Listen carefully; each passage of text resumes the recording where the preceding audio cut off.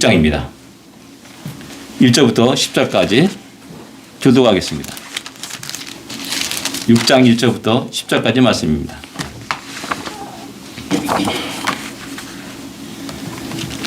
(1절부터 10절까지) 교독하겠습니다. 1절 읽겠습니다. 욥이 대답하여 이르되 나의 괴로움을 나라보며 나의 파멸을 저울 위에 모두 볼 수 있다며 바다의 모래보다도 무거울 것이라. 그러므로 나의 말이 경솔하였구나.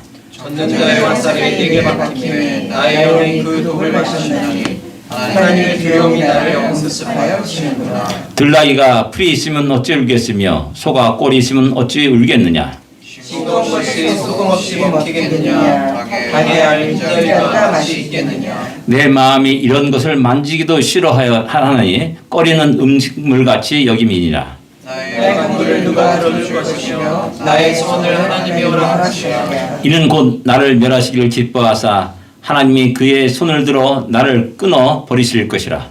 그러할지라도 내가 오히려 위로를 받고 그칠 줄 모르는 고통 가운데서도 기뻐하는 것은 내가 그것이 말씀을 기억하지 아니하였습니다. 아멘.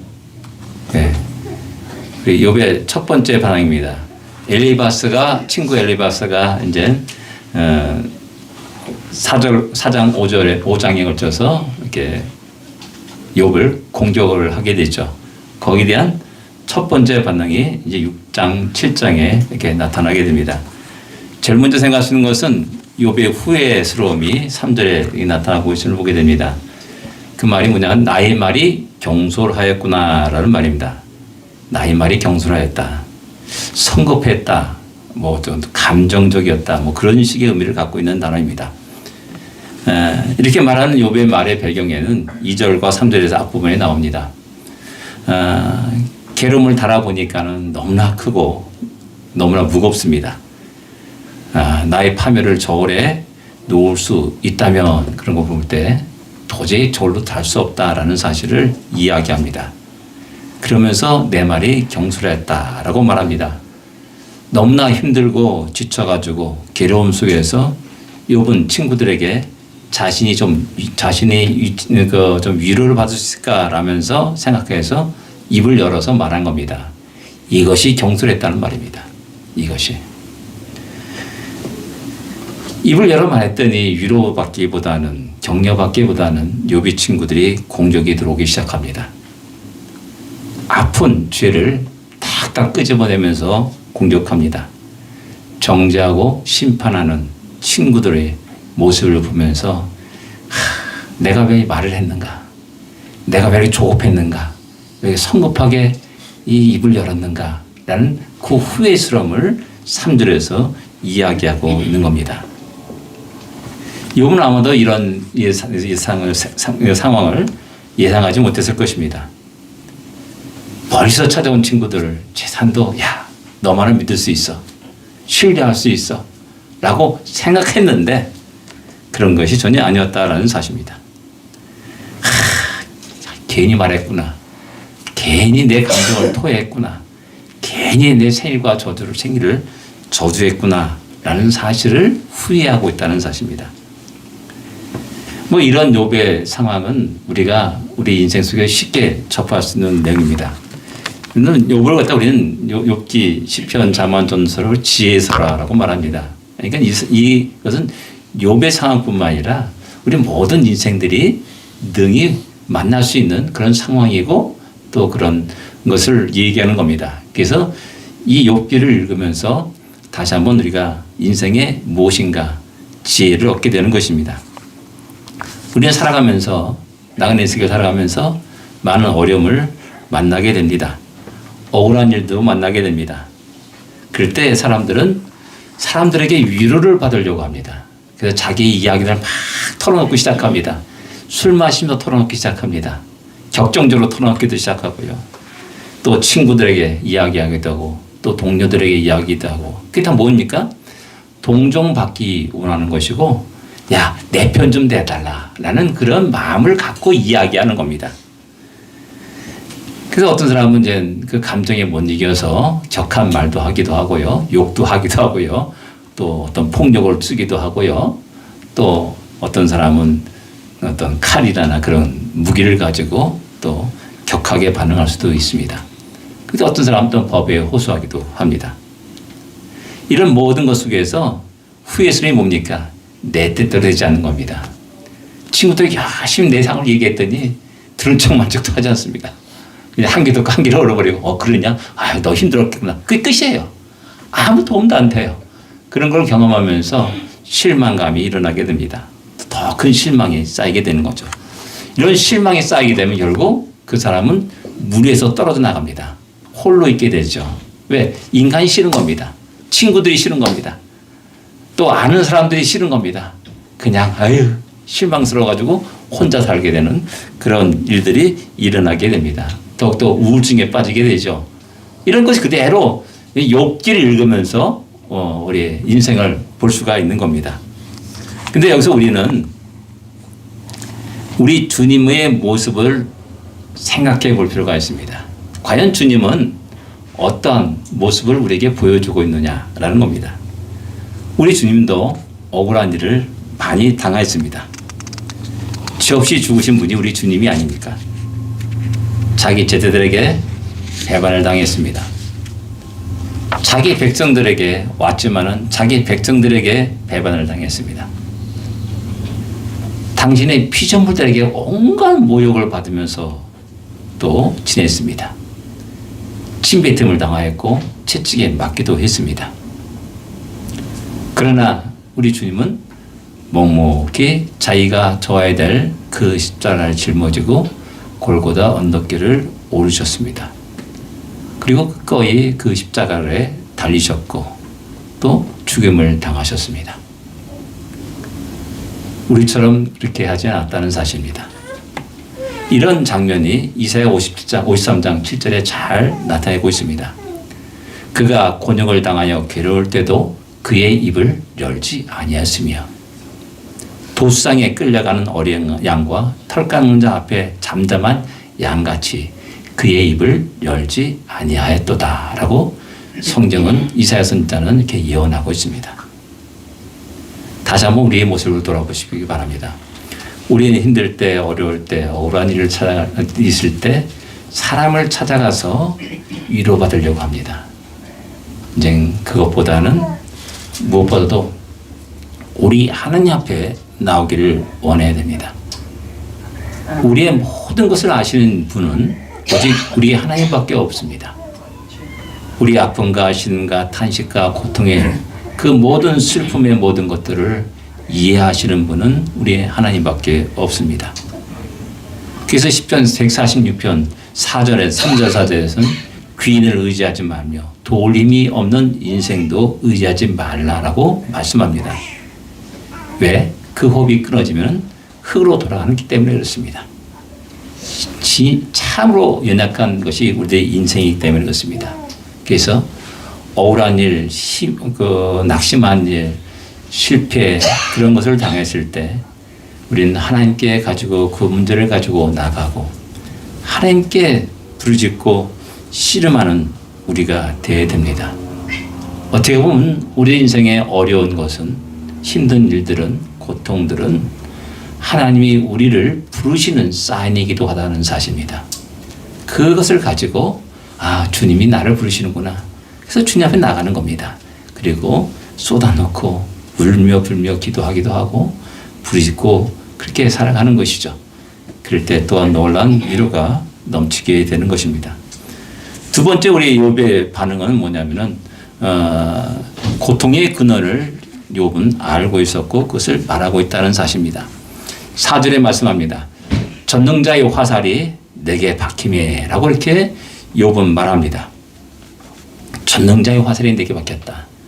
지금 내가 당하는 이 모든 고난들은 결국 하나님에 의해서 시작되었다는 사실을 이야기하는 겁니다. 우리 하나님은 생사화복을 주관하신 하나님이십니다. 살리기도 하시고 죽이기도 하시고 복을 주시기도 하고 또 화를 내리시기도 하다는 사실입니다. 그렇기 때문에 우리는 그 모든 문제를 가지고 다른 곳에 가지 않냐고 우리 하나님께 나갑니다. 이것은 우리 신앙생활에 우리 일상생활에 굉장히 중요한 것입니다. 고난은 어떤 의미가 있다는 겁니다. 왜? 우리 하나님이 사랑하는 당신에게, 자녀에게 주신 것이기 때문에. 나는 너무나 힘들고 괴롭고 그런다 할지라도 어떤 의미를 가지고 나한테 주었다라는 겁니다. 내게 필요하기 때문에 그것을 주었다라는 겁니다. 그래서 그 모든 문제를 하나님 안에서 찾으려고 애를 쓰고 기도합니다. 또한 그 모든 문제의 해결이 하나님의 손안에 있다는 사실도 알고 있기 때문에 더욱더 우리 하나님께 나와서 기도하고 부르짖는 겁니다. 이어서 이런 어려움을 당할 때 우리는 하나님에 대한 두려움을 다시 한번 깨닫게 되는 겁니다. 전에는 평안올 때, 건강할 때는 아무 하나님 의식하지 않고 살아갔습니다. 근데 어느 날 갑자기 툭하니 병상에 눕습니다. 어느 날 갑자기 툭하니 머리 기억력이 다 사라져 버립니다. 아, 이게 아니구나. 내 힘으로 살아간 것이 아니구나. 내 능력과 내 지혜로 살아간 인생이 아니었구나. 라는 사실을 깨닫게 되는 것이죠. 그리고 이 모든 걸 주관하시는 그 하나님에 대한 두려움을 갖게 되는 겁니다. 하나님의 진도가 얼마나 무서운지 알게 되는 거고, 그런 것을 알게 되는 순간부터 나의 삶은 거룩한 삶, 경건의 삶으로 나가게 되는 겁니다. 그런 하나님, 무서운 하나님을 깨닫는데 예전처럼 그냥 변함없이 그냥 부어라 마셔라 춤추자 놀자 그런 식으로 살아가지는 없지 않습니까? 그것을 알기 때문에 두려움과 또 경건한 삶을 살게 되는 겁니다. 부자는 망해도 3대를 간다라고 말합니다. 근데 욥의 이 말은 해당하지 않습니다. 부자였습니다. 하루아침에 쫄딱 망했습니다. 하루아침에 모든 자녀들이 10명의 자녀들이 전부 다 사라졌습니다. 그렇게 건강했던 자신의 몸도 하루아침에 망가졌고 너무나 큰 고통 속에 잠을 이루지 못하는 그런 일들이 일어나게 됩니다. 그런 상황을 보면서 하나님이 두려워지는 겁니다. 어떤 분이 그러죠. 자식을 잃었습니다. 그 슬픔을 위로할 길이 없었습니다. 그래서 선교사님이 그분에게 가가지고 당신은 이 순간에 하나님 마음껏 욕하고 저주할 수 있습니다. 그러나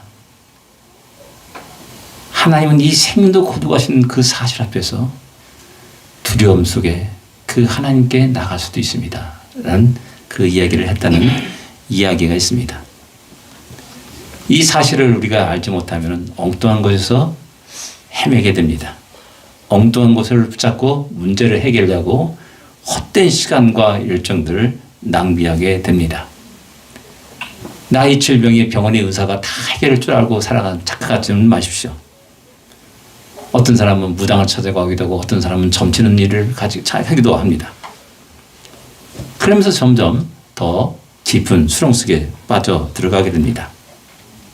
그래서 이제 5절, 6절이 이제 이어서 나오는데요. 여러분 한번 5절, 6절을 한번 읽어보시기 바랍니다. 같이 읽겠습니다. 들나귀가 풀이 있으면 어찌 울겠으며 소가 꼴이 있으면 어찌 울겠느냐. 싱거운 것이 소금 없이 먹히겠느냐. 닭의 흰 알자이가 맛이 있겠느냐. 이게 무슨 말입니까? 들나귀에 풀이 있으면 울지 않습니다. 소가 꼴이 있으면 울지 않습니다. 다 원인이 있다라는 겁니다. 욥 자신이 그렇게 고통 속에서 생일을 저주한 이유가 있다는 겁니다. 왜? 접는 자가 나를 치셨기 때문에 그렇습니다. 하나님 나의 모든 행복을 앗아갔기 때문에 그렇습니다. 그때 내가 지금 울부짖고 있지 않느냐? 너희들이 호소하고 있지 않느냐? 친구들에게 너희들에게 나를 좀 위로해달라고 발부딪히고 있지 않냐라는 그런 말을 담고 있는 겁니다.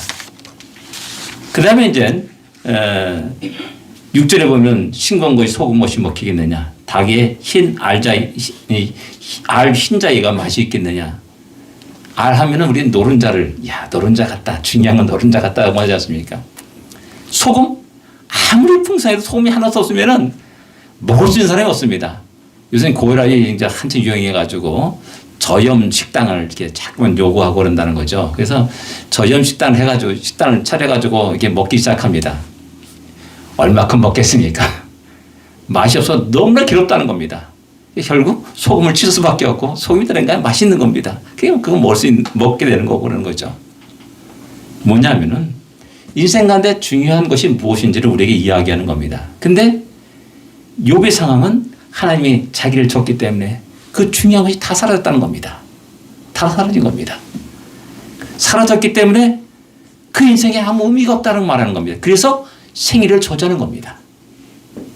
육신의 고통도 일어납니다. 그래서 그렇게 고통스럽게 생일을 저주하고 있다는 사실을 말하고 있는 겁니다. 우리 인생 가운데 중요한 것이 무엇입니까? 건강이 중요한 사람은 열심히 운동하며 살아갈 것입니다. 돈이 중요한 사람이라고 생각하는 사람은 열심히 돈을 벌려고 발버둥 뒤지며 살아갑니다. 성공을 또 중요시 여기는 사람들은 열심히 공부도 하고 끝없이 윗자리에 올라가려고 이제 애를 쓰게 될 겁니다.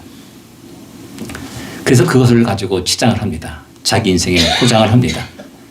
또 여러 가지 주렁주렁 매달고 나갑니다. 근데 이사야서 5장 8절부터 20절에 보면은 화이스진저라는 말이 계속 반복되고 있음을 보게 됩니다. 가옥에 가옥을 이으며 전투에 전투를 더하며 빈틈이 없도록 이 땅 가운데 홀로 거주한 자들은 화이스진저. 우리나라 사람하고 비슷하지 않습니까? 가옥에 가옥을 잇고 전투에 전투를 더하고 부동산 투기하는 겁니다. 열심히 집 한 채 가지면 더 한 채 갖고 싶고 또 갖고 싶고 그래서 한 아파트 30채 40채가 되면서 이제 전세로 월세로 살아가는 많은 사람이 있다라는 것이죠. 그런 사람들을 향해서 화이신저라고 이렇게 이야기합니다. 아침에 일찍 일어나 독주를 마시며 밤에 깊도록 포도에 취하는 자들은 화이신저라고 말합니다. 쾌락을 쫓아가는 인생에 대해서 경고하십니다. 거짓의 끈을 삼아 죄악을 끌며 술의 줄로 함같이 죄악을 끄는 자는 화이신저. 죄와 연결되어 살아가는 인생들을 말하고 있죠. 악을 선하다 하며 선을 악하다 하며 흑암을 광명으로 또 삼고 광명으로 흑암을 삼는 자들을 화이신저라고 말합니다. 거꾸로 됐습니다. 세상이 뒤집어져도 거꾸로 됐습니다. 이제 죄를 죄라고 말할 수가 없습니다. 성경에서 하나님의 말씀이 이렇습니다. 그건 죄입니다. 라고 말할 수가 없습니다. 동성애 문제를 말하면 이제 돌이 나오고 그런 시대가 되었고요. 공격을 받는 그런 시대가 되었습니다. 이런 이야기들이 이사야 시대에 있으면서 화이신저라고 말하고 있다는 겁니다. 근데 가만히 보면 이런 모든 것들은 우리가 추구하고 따라갔던 갖고자 원했던 것들이었다는 겁니다. 즐거움과 쾌락들, 또 풍요로운 삶들, 또 많은 화려한 집들, 또 그 뒤에 나오는 스스로 지혜롭다 하는 자는 또 화이신저라고 말합니다. 이런 것들이 다 그에 해당하는 것이라 할 수가 있습니다. 그러나 이런 모든 것들은 하나님이 화이신저라고 말씀하면서 그런 모든 것들을 취하여 갈 것이라는 사실을 우리에게 이야기해주고 있습니다. 우리는 가장 중요한 것이 무엇인지를 알고 거기에 온전히 우리 자신을 쳐서 복종시키는 우리의 삶이 되어야 됩니다. 하나님 앞에서 우리의 문제의 해결책을 찾으려고 몸부림쳐야 됩니다. 그 안에 하나님 뜻과 계획을 발견하고 또한 지혜롭게 우리가 바른 길을 걸어가는 우리가 되어야 됩니다. 우리의 가장 중요한 본을, 가장 귀한 본을 보이신 분은 우리 주님이십니다. 주님 말씀합니다. 겟세마네 동산에서 이 잔을 옮기시옵소서. 그러나 내 원대로 마옵시고 아버지 원대로 하옵소서라고 이렇게 말씀합니다. 내 원이 아닙니다. 내 육신의 바람이 아닙니다. 하나님은 나에게 우리에게 더 좋은 세상에 있음을 갖다 끝없이 이야기합니다. 이 땅의 삶은 잠시 잠깐의 삶이야. 안개와 같은 삶이야. 풀의 꽃과 같은 삶이야. 그런 삶에 연연하거나 그 삶에 나의 정열을 바치며 살 것이 아니라 영원한 하늘나라를 향하여서 우리가 소원을 두고 그 그 날을 향하여서 힘찬 믿음의 발걸음을 내딛기를 원하시는 우리 하나님의 뜻을 깨닫고 우리가 우리 인생의 가장 귀한 것이 무엇인가, 내 살아 생전에 내가 할 수 있는 가장 소중한 일이 무엇인가를 바로 알고 그 일에 웃음을 주면서 살아가는 우리가 되어야 될 줄 압니다. 아멘. 세 번째 우리가 생각하는 것은 고통 가운데서도 기뻐하며 담대한 욥의 모습을 우리가 보여줍니다. 그런데 우리가 욥기 하면은 1장과 2장에 나오는 그 욥의 고백을 우리는 너무나 깊이 이게 머리에 새겨지고 있습니다. 주신 자도 여호와시오, 가시가시한 자 여호와시니 여호와를 찬양할지로다. 뭐 이런 것, 이런 말씀을 우리는 너무나 잘 알고 있습니다. 그러나 욥의 말 속에는 하나하나 어떤 욥의 위대한 신앙 고백이 있다는 사실을 우리에게 이야기해 주고 있습니다. 그것이 이번에 6장에 나오는 10절에 나오는 말씀입니다. 같이 읽겠습니다.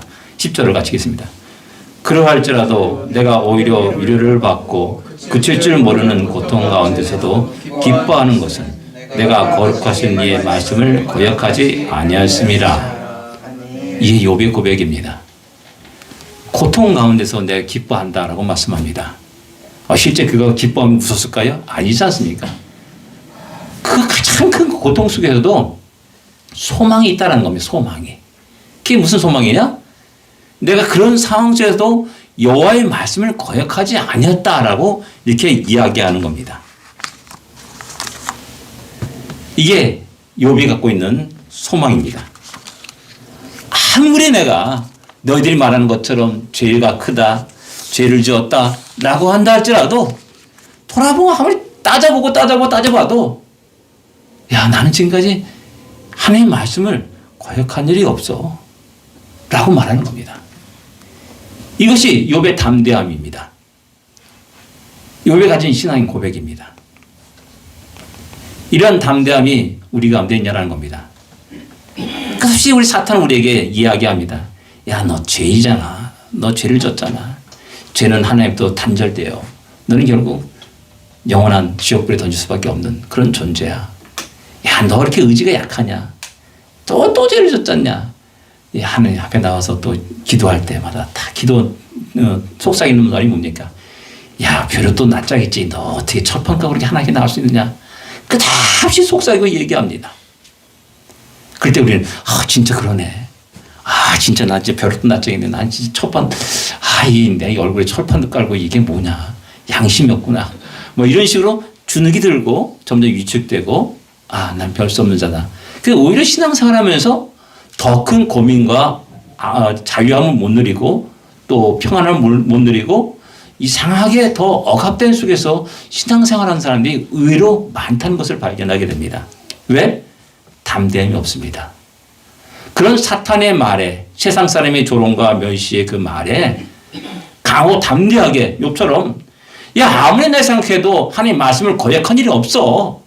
그것이 나의 소망이야. 나의 소망이 이거야. 라고 이런 담대함들이 우리 가운데 있어야 된다라는 것입니다. 이런 모습들은, 이런 욥의 모습들은 우리 주님 모습과 또 같습니다. 우리 주님은 말합니다. 너희 중에 누가 나를 죄로 책 잡겠느냐라고 말합니다. 이 말을 듣고 율법사들, 바리새인들, 서기관들은 깜짝 놀랐습니다. 왜? 인간이면서도 죄가 없다고? 말하는 사람은 과연 누구냐라는 겁니다. 그래서 신성 모독자라고 이렇게 이야기하면서 그를 죽이려고 하는 것이죠. 우리 주님은 그런 담대함 속에서 모든 논쟁하는 바리새인과 서기관들에게 도전했다는 사실을 우리에게 말씀합니다. 근데 이것이 우리 주님만의 문제냐? 아니, 우리에게도 동일한 은혜요, 우리에게 주어진 하나님의 큰 복이라는 사실입니다. 히브리서 4장 10절에 이렇게 말씀합니다. 은혜의 보좌 앞에 담대히 나갈지니라 라고 말씀합니다. 우리에게 촉구하는 겁니다. 너 죄인이냐? 은혜의 보좌 앞에 담대히 나가. 그럴 자격이 있어. 라고 우리에게 이야기하고 있는 겁니다. 우리는 다시 한번 주의 말씀과 약속에 대한 담대함이 있어야 됩니다. 아멘. 전능하신 우리 하나님이 약속하셨습니다. 말씀하셨습니다. 신실하신 우리의 하나님이 당시에 사랑하는 백성들에게 약속했고 또 말씀하셨습니다. 그 약속과 말씀이 우리 안에 새겨져야 됩니다. 그 말씀을 주장하면서 사탄 마귀의 속삭임을 담대히 물칠 수 있어야 됩니다. 아멘. 예수 그리스도를 통한 구원의 약속이 우리 모두에게 주어졌지 않습니까? 로마서 8장 31절에 하나님 우리를 위하시면 누가 우리를 대적하리요? 33절에 누가 능히 하나님께서 택하신 자를 고난하리요? 33절 34절에 의롭다 하신 이는 하나님이시니 누가 정죄하리요? 아멘. 35절에 누가 우리를 그리스도의 사랑에서 끊으리요? 라고 끝없이 주의 백성들에게 담대함을 가지고 살 것을 이야기합니다. 우리를 대적할 사람이 하나도 없습니다. 우리를 고발할 사람이 하나도 없습니다. 우리를 정죄할 사람도 없습니다. 우리를 그리스도의 사랑에서 끊을 사람도 하나도 없습니다. 그리고 이어서 8장 30절에 이렇게 말합니다. 우리를 사랑하신 이로 말미암아 우리가 넉넉히 이기느니라 라고 말씀합니다. 아멘. 겨우 이기는 것이 아닙니다. 겨우 그냥 어떻게 보면 우리가 러시아와 지금 그 우크라이나에서 전쟁하는데 뒤가 둘 다 폭삭 망하고 있지 않습니까? 그래서 승리했어요. 야 우리가 승리했다.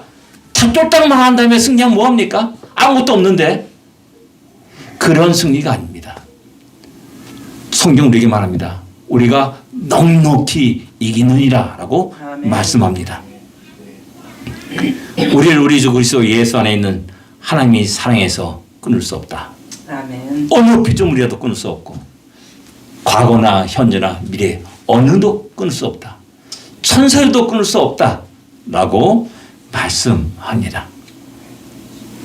이게 하나님이 우리에게 주신 담대함입니다. 근데 우리는 세상 살아가면서 끝없는 걱정과 그림 속에 살아갑니다. 두려움 속에 살아갑니다. 그래서 끝없이 우리를 위축시키고 자신 없게 만들고 세상에 무릎 꿇게 만들고 세상을 부러워하게 합니다. 결국 패배자가 됩니다. 그러나 우리는 다시 한번 그리스도를 믿는 믿음으로 우리의 담대함을 가져야 됩니다. 아멘. 주님은 그것을 우리에게 약속하셨고 주의 말씀은 끝없이 우리에게 그 사실을 확인시켜 주고 있습니다. 진정 우리는 승리할 수밖에 없는 자라는 사실을 다시 한번 깨달아야 됩니다. 아멘. 힘있게 한 주간의 삶을 살아가면서 이런 담대함들이 우리 모두에게 있기를 기도합니다. 아멘. 네 번째, 친구들의 행위를 드러내고 있음을 보게 됩니다. 14절입니다. 14절에 보면 비록 젖는 자를 경외하기를 저버릴지라도 욥이 그래 너무나 고통스러워 하나님이 경외하는 것을 저버릴지라도 친구를 한다면은 동정을 받느니라 라고 말씀합니다. 이것이 일반적인 사람들의 모습이다. 동정하는 건데 너희들은 왜 불쌍히 여기지 않느냐, 나를 동정하지 않느냐 라면서 말하는 겁니다. 그래서 욥은 큰 친구들 너희들은 동정하지 못하는 자들이다 라고 이렇게 14절에 말씀하고 있는 겁니다. 15절 또 20절에 좀 길게 그들이 성실치 못함을 갖다가 고발합니다. 한계 같지 않다는 얘기입니다. 친구는 좋을 때나 나쁠 때나 어떤 상황에 처하든지 관계없이 한결 같아야 됩니다. 그래서 욥은 친구들에게 너희들은 계열같이 변덕스러운 자다. 이게 꼭 뭐냐면 사막교회의 와디를 말하는 건철을 말하는 겁니다. 비가 오면 확 홍수처럼 그냥 모든 걸 다 휩쓰고 지나갑니다. 근데 비가 딱 그치면은 언제 그런 식으로 물 한 방울 남지 않고 싹 사라져 버립니다. 친구들이요, 너희들 모습이 이와 같다. 오늘 확 그냥 풍성했다가 오늘 그냥 하나 메마른 땅으로 되어버리는 그런 와디아 같은 존재다라고 말하는 겁니다. 근데 신주 17에 보면은 얼음과 눈으로 비유합니다. 얼음이 녹으니까 검은 물이 된다. 눈이 또 역시 마찬가지로 그렇다라고 얘기하는 겁니다. 볼 때는 너무나 아름다워요. 하얗으니까. 우리 시카고 살아가는 사람들은 잘 알고 있지 않습니까? 첫눈 내리면 막 하고 좋아하지 않습니까?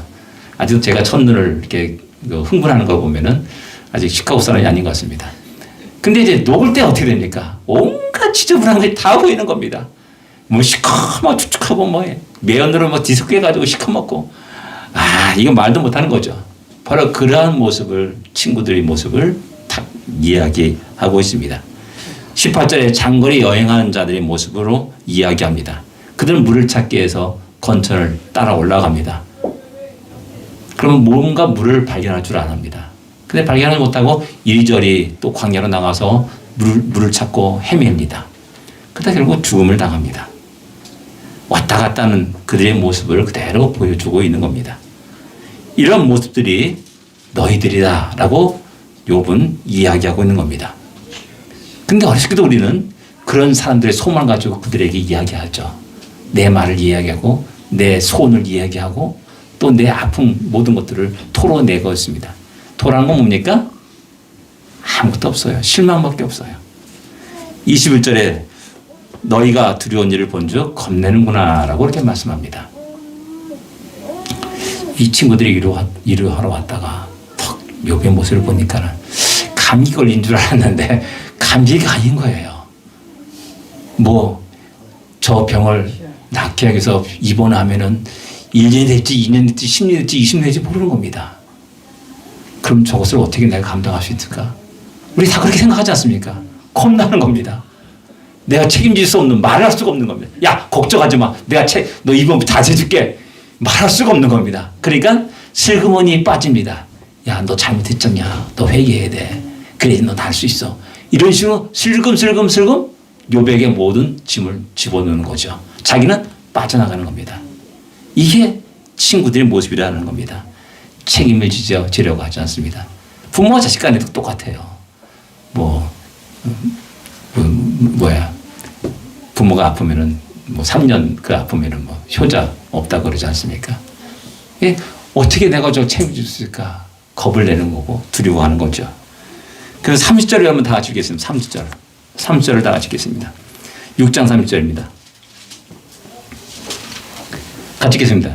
내 혀에 어찌 불의한 것이 있으랴. 내 미각이 어찌 속임을 분간하지 못하랴.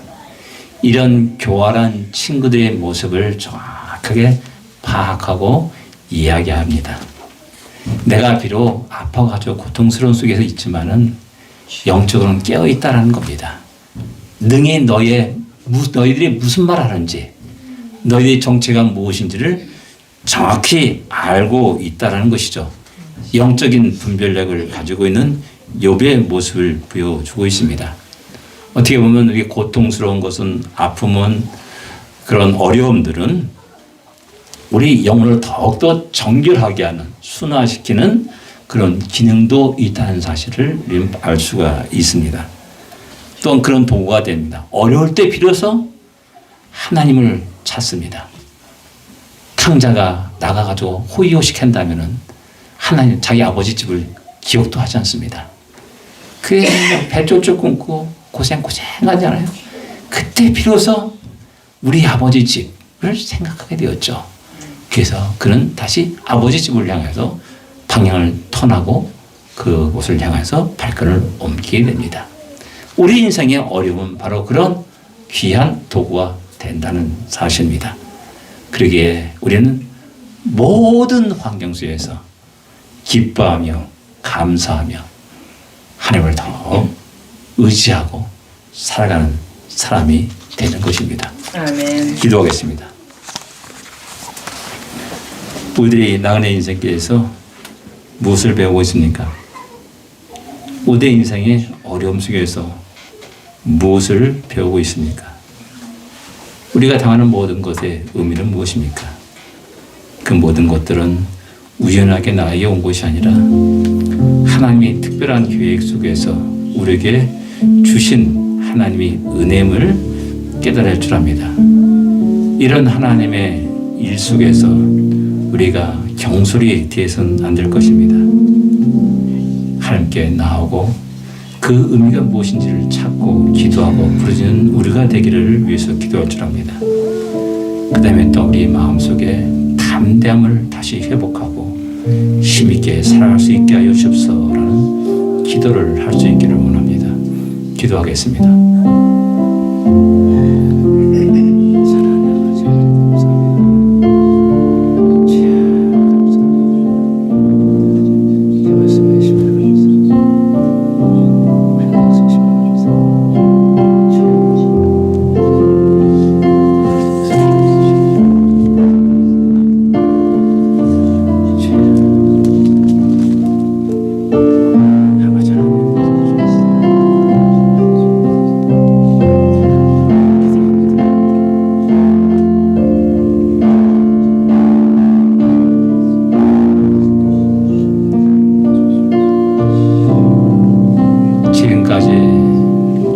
안에서 우리의 나그네 인생길을 살아오고 계신 하나님 은혜를 감사합니다.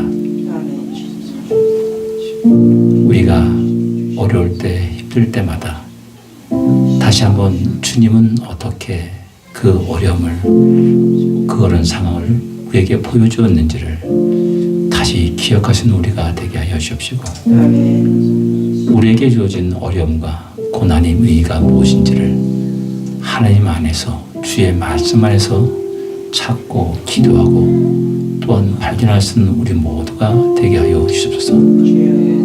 쓸데없이 경솔히 의지할 것 없는 인생을 향하여서 살아가지 않게 하여 주옵시고 내 마음을 함부로 토해내지 않도록 인도하여 주옵소서.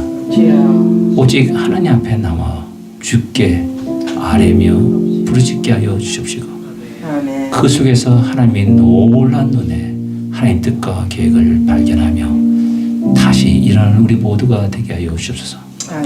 주의 말씀과 약속이 우리 안에 새겨짐으로 다시 담대함을 갖고 우리의 나그네 인생길에 믿음의 다시 발자국을 내리는 우리가 되게 하여 주옵소서.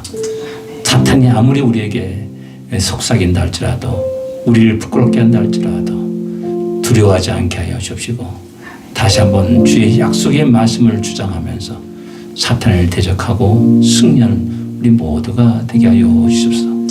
어느 누구도 우리를 정죄할 수 없고 어느 누구도 우리를 고발할 수 없고 어느 누구도 우리를 그리스도의 산에서 끊을 수 없고 우리가 넉넉히 이긴다는 그 사실을 분명히 깨닫고 담대한 우리의 한 주간이 되게 하여 주시옵소서. 예수님으로 간절히 기도드립니다.